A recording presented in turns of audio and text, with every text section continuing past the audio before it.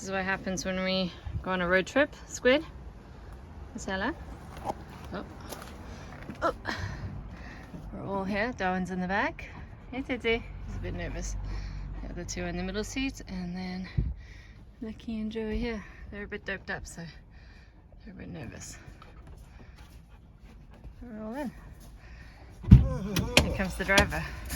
So the boys are basically relaxed. Squid's in the front. The others each have a seat. Speaking. Welcome aboard Standard Line San Jordan. The ship is now secure for sea. We send an engine to passage. Guys, how you doing after your road trip? Squid? I mean, I'm okay. Like you say, I'm so tired.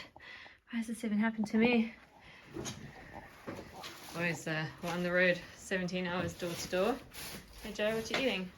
Wood. It's delicious. Badger's relaxing. Snoozing. Darwin's KO. He's had enough, he didn't sleep. He just sits and pants in the back of the van, so he's not very happy with me. And there's Rocket. Here's the snoozing rocks. They're waiting for their dinner. But yeah, Rob's making a fire so they can all just relax and sleep.